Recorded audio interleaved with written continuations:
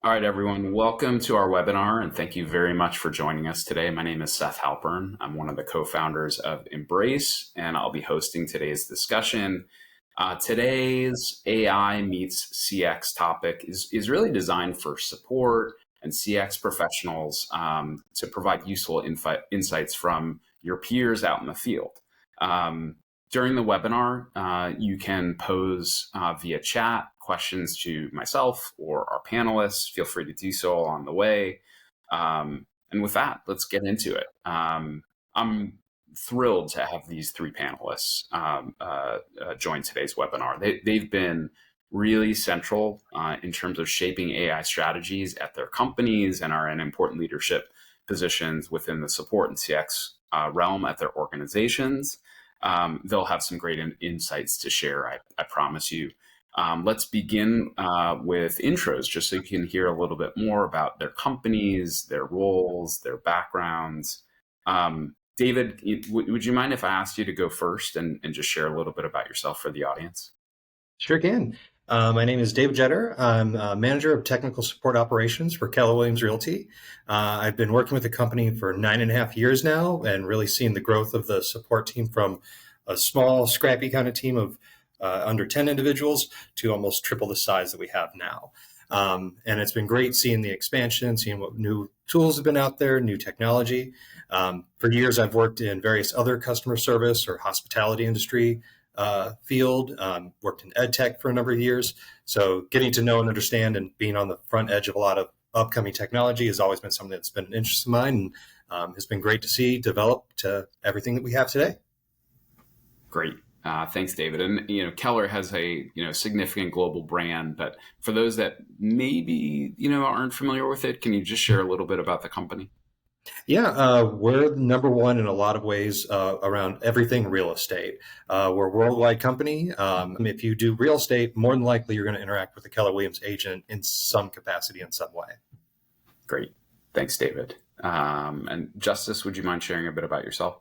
Yeah. Hi, everyone. My name is Justice Roy, and I am the Support Operations, Automation, and Training Lead. I work with David on the Support Operations team at Keller Williams Realty, LLC. And yeah, I've been with Keller Williams for 6 years. It's really crazy because Keller Williams is the world's largest real estate company by agent count. And, it's one of those companies that I've seen the name everywhere over the years, but, getting to work for them and understand the impact that they make. And, it's really cool seeing the technology that is powering the agent's experience, and getting to be a part of helping behind the scenes with some of the tools and stuff has been really, really cool. That's great. Thanks, Justice. And Numria, let me turn it to you to share a little bit about, Harri, what Harri does as a company and your role. So, hi everyone. My name is Numaria Cartain. I'm a support account manager, so working closely with both our clients and internal team. I'm a part of a big team in Harri, which is big workforce management platform designed for the hospitality industry. A big part of my role at Harri involves looking at how tool like Embrace can help us, work smarter, reduce time, and ultimately improve the experience for both our agents and customers. Great. I appreciate the background. And maybe I'll pose the first question to start with you, Numria, and then we'll work around the group here. How has your support strategy changed over the last year and why? So when I joined Harri, the strategy was all about strengthening our support, making sure we are delivering high quality service, that we are improving SLAs, and that core hasn't changed.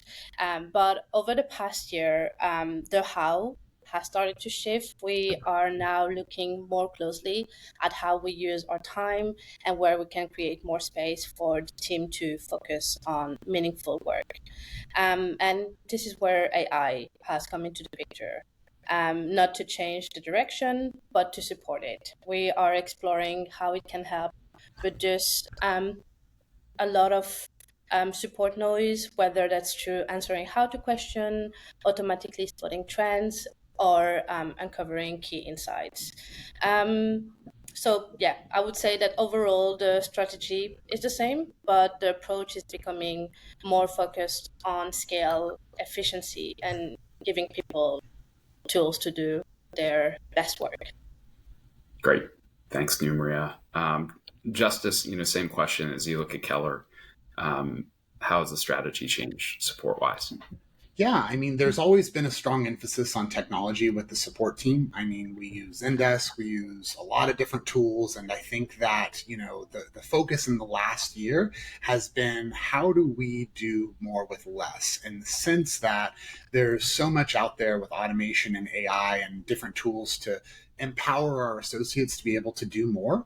And so, it's been a really cool opportunity to explore different tools and see like how can we equip our TSRs and our squad leaders and various people on the support team to be able to help our associates in the field, give them that experience that they so much want. And we've really got to unlock some new opportunities that before we thought, this would be really cool if there was a tool that could do XYZ. And we've been able to roll out a lot of really cool solutions in the last 12 months because we have an openness to try new technology. And not everything we try, we end up going with, but Embrace is an example of something that we tried out and it's worked very, very well for our team. Thanks, Justice. David, what would you add for Keller?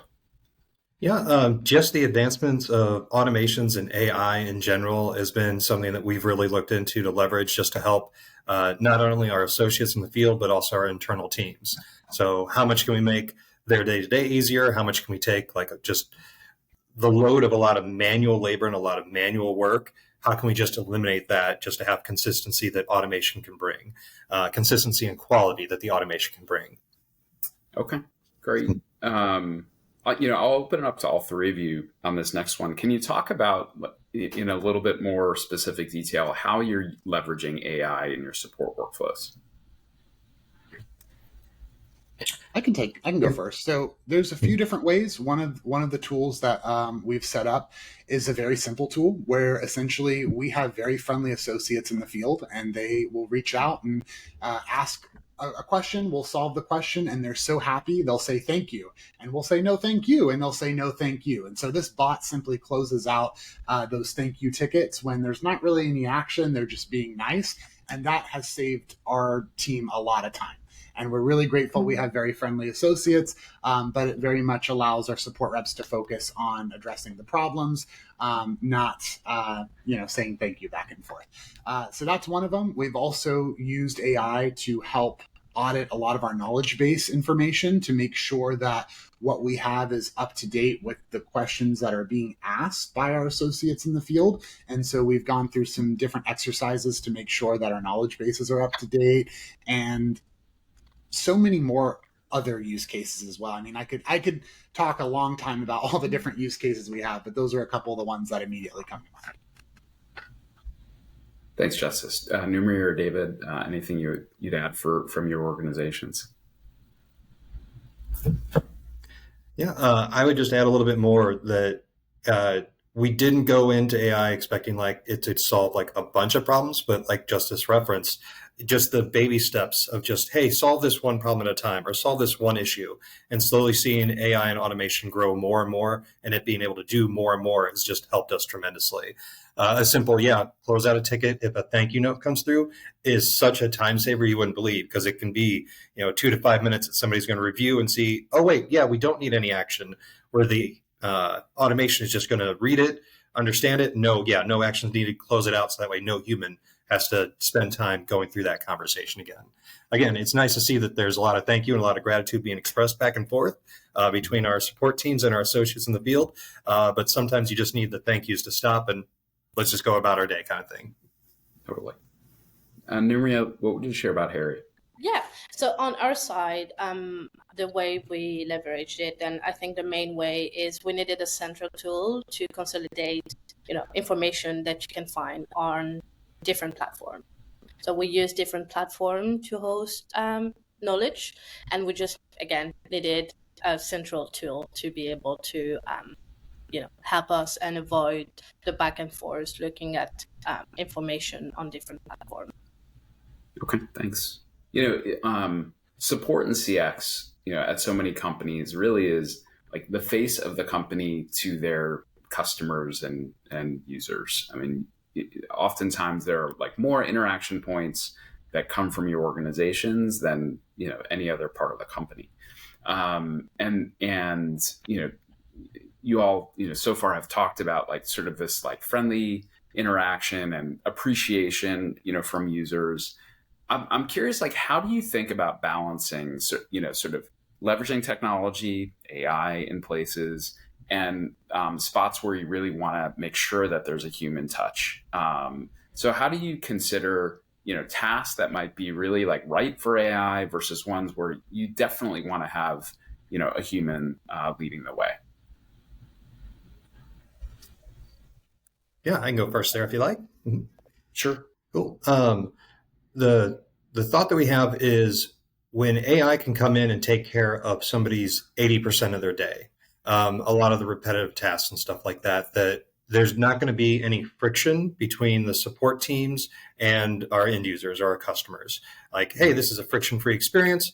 Let's go about and just automate this so that way it can just be essentially a self-service point at that moment.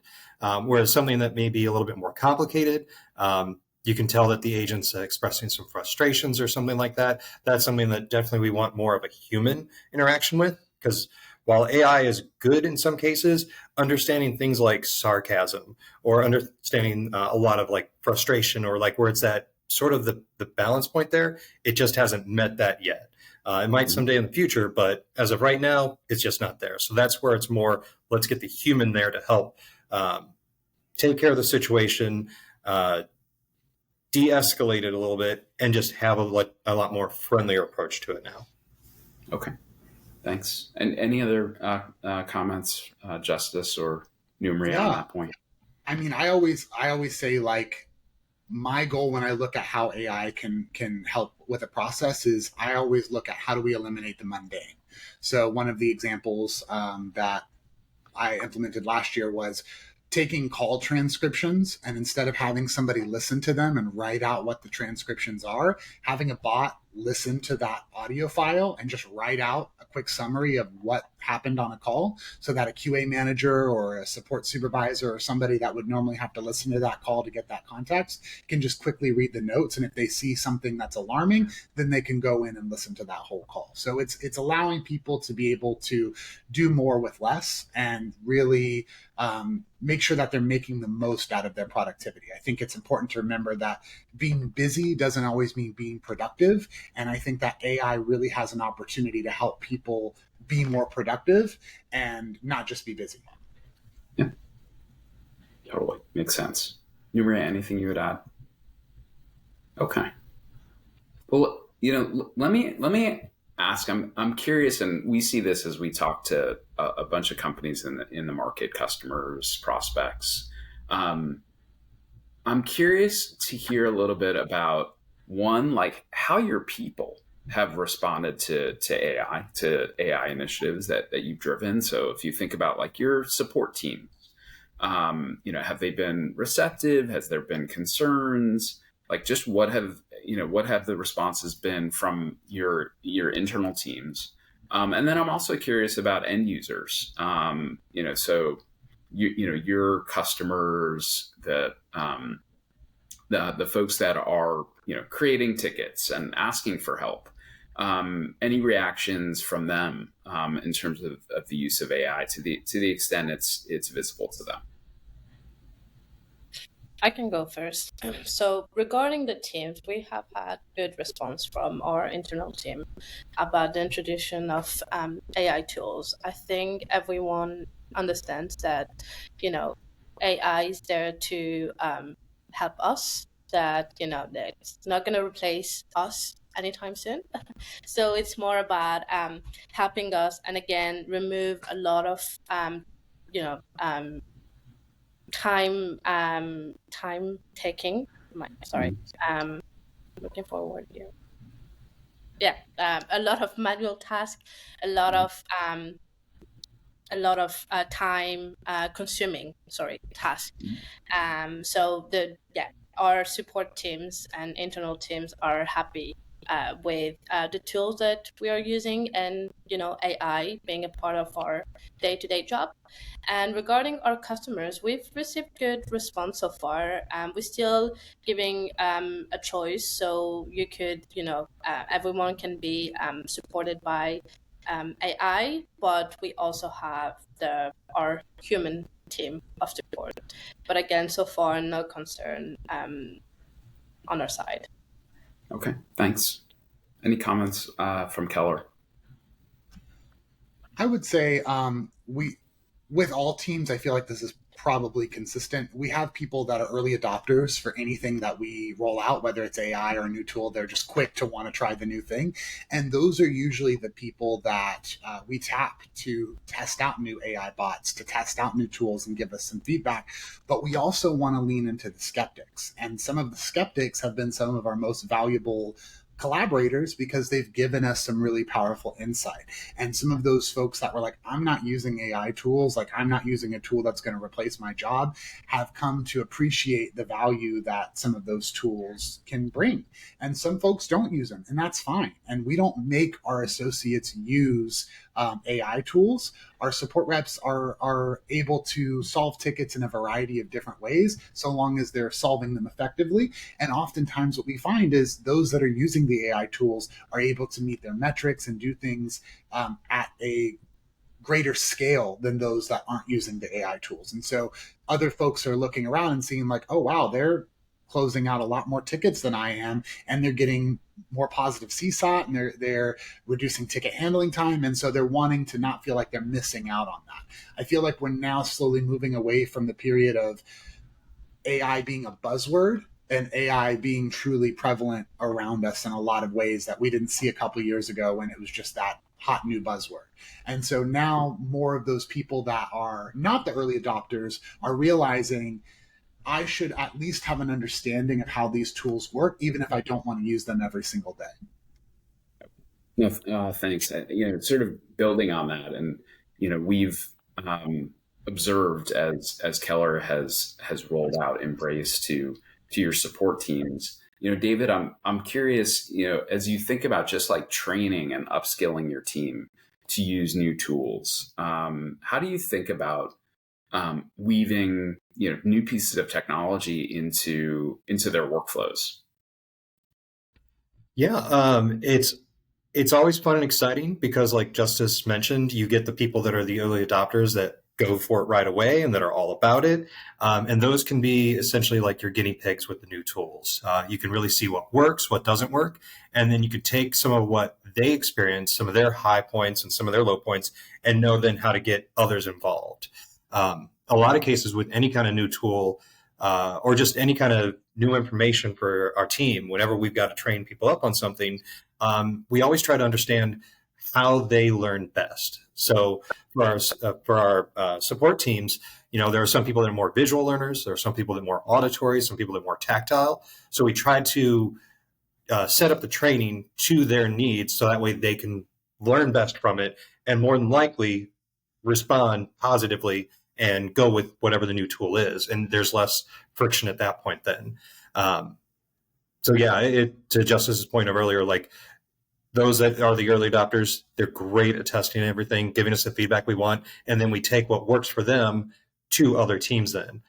So for example, we've got some teams that they don't want any kind of AI or anything like that set up for them. But we were able to figure out, wait, this AI can do easy article translations for our help centers. And that's something that's been a problem for a couple of the teams on our side. And now we gave that tool to them to solve it. And it's been like a miracle worker for them. It's relieved so much time and stuff like that. And so knowing how people learn, knowing what their specific needs are or what their issues are, just helps to say, well, this tool can actually help you do this, and just train them up from there. And it's all in the gravy train after that. Okay. No, that's great. Thanks for sharing. Numria, anything that you would add as you think about just like I think about support organizations as having often, a really like repetitive high volume workflow. And so every new step, tool, et cetera, that you introduce, there really is a learning curve. So anything special you all have done when you're rolling out new tools for your teams? Like you mean to train or upskill the team? Yes. Yeah, so one thing we did in Harry is we made sure that everyone was involved from the start in the implementation of of Embrace. We made sure they understood we needed a lot of, we did one, two, three, sorry. We needed a lot of help with a big refresh of our knowledge base, for example. So we needed to make sure that they understood why we needed that at the time. And as I said, for us here at Harry, it was quite easy. We didn't have everyone was on board with using AI. So yeah. Okay. Thanks much. Justice, I'm curious, as you think about the impacts of AI on your operation, if you have any thoughts around ROI, CSAT, speed improvements, cost, and any sort of like metrics driven or metrics oriented impacts, anything you've observed? Absolutely. So a couple things right away is since we implemented using Embrace last year, we've seen a reduction in our ticket handling time. And that's directly attributed to the cut down in time that it takes for a support rep to get an answer to a more nuanced question. Whereas in the past, the question would be probed in Slack, and then the subject matter experts would chime in and they would answer, and then they would go and respond to the ticket.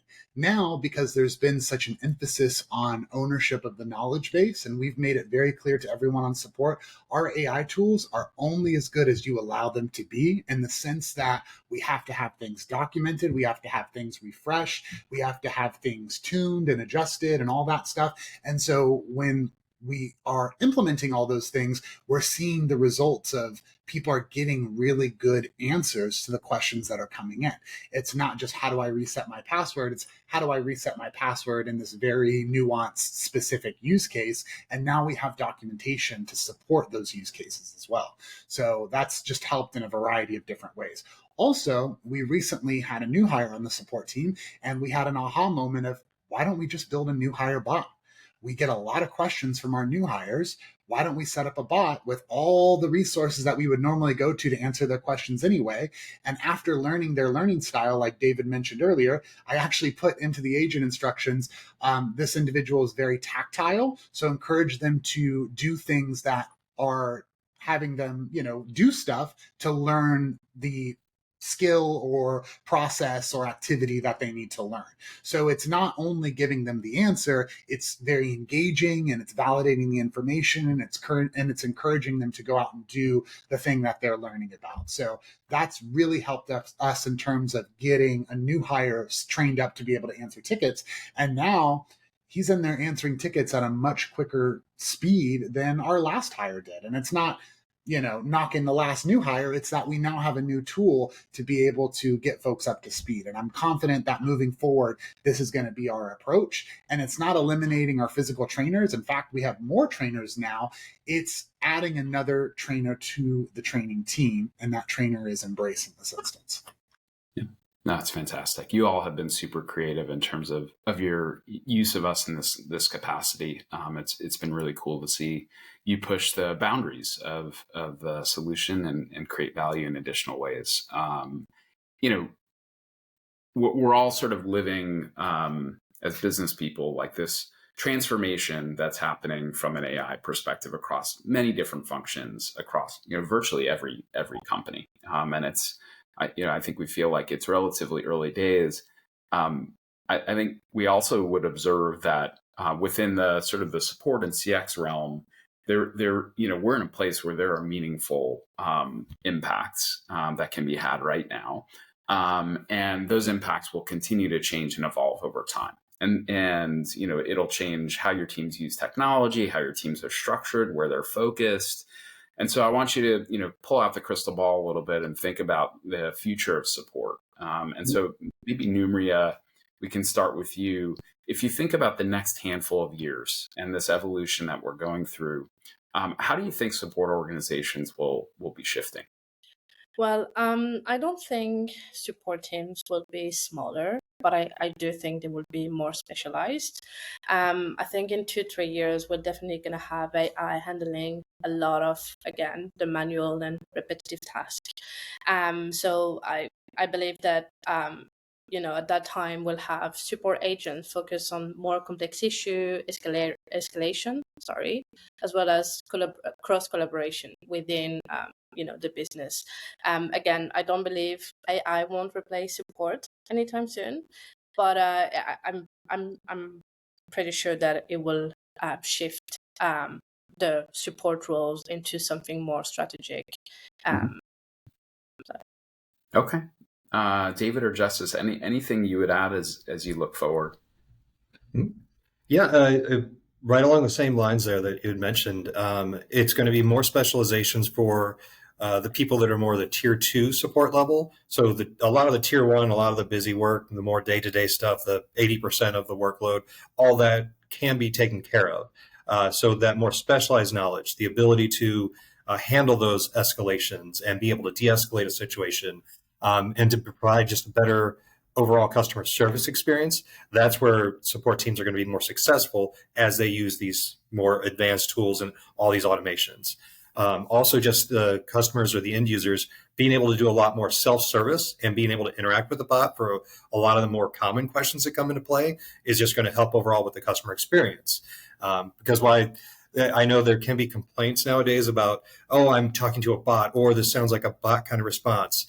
It's a knock-on technology that they assume is there that isn't quite doing what they think is there just yet. A couple of years from now, it very well might be a bot that they only interact with for whenever they're interacting with the customer service team.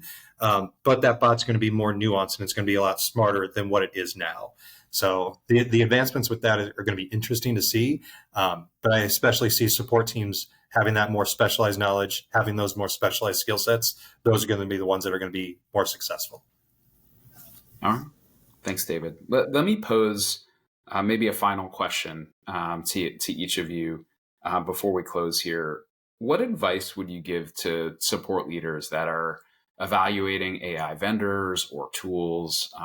We know there's a lot of that going on in the marketplace right now as support organizations work to leverage AI within their functions. What advice would you share? And maybe we'll start with Justice. Yeah. Don't take sales managers' promises at face value. I will say that we have worked with a lot of different AI vendors who their sales managers will confidently say, you're going to see within 30 days a 30% reduction in this, or you're going to see this, or you're going to see that. And a lot of those promises were empty promises.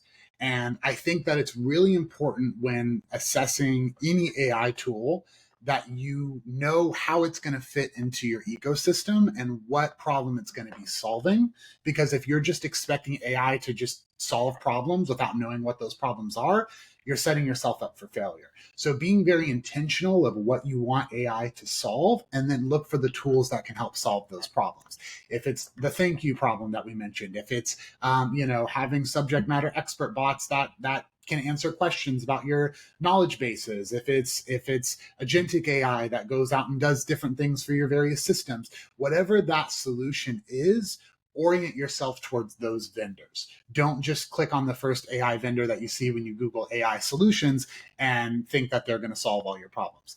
Trial things, ask questions, and ask your people what those problems are. Don't just assume you know what all the problems are happening on your team are. Ask those around you, above you, below you, everyone, because you're going to be surprised when some of that stuff comes out of the woodwork, and then you're able to really solution based off of those problems. All right, thanks, Justice. David, anything you would add? In all honesty, I think what made our rollout for AI, in addition to what Justice mentioned, is having a strong knowledge base, having our internal documentation at a place that was spectacular, where an AI bot could read it and then be able to provide the information, help the rollout of AI be so much better and smoother. I've talked with some other leaders, and there are leaders that approach AI as, well, I'm just going to give it all my tickets and all this random knowledge I have, and it's going to work magically. And it becomes very difficult then, because when the AI is responding in a way that you don't like, then you assume that the AI is the problem. But I guarantee it's that internal knowledge. Have your documentation everywhere for every process, and it's going to help make not only AI better, but a lot of the other systems and setup that you have that much smoother overall. All right, thanks, David.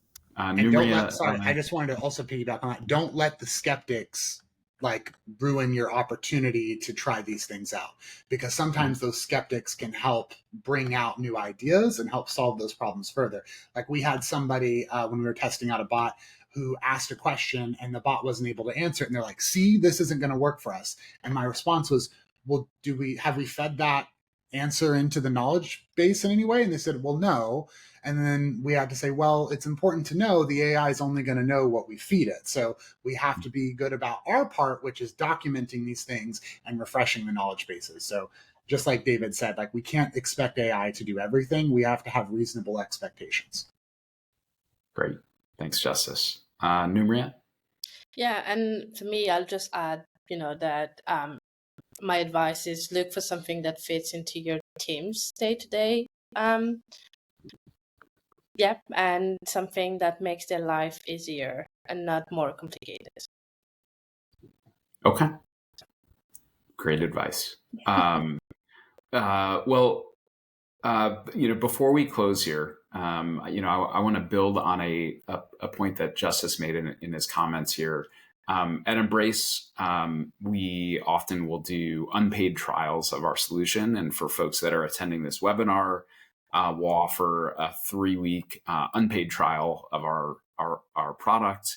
And it will give you and colleagues full access to our solution. You can try everything that we have to offer and really have a full hands-on experience before you make a buying decision. So just know, if you're attending this webinar, you can email me, Seth@Embrace.ai, or just book a time on our website, Embrace.ai, and we can work on getting you set up for that trial. I want to thank just our amazing panelists. You all were hand selected for a reason to participate this way. I think your thought leadership and perspectives that we've seen over the course of working with you as Embrace customers has definitely been reflected in this webinar. I appreciate the three of you carving out some time from your busy schedules to take part in this.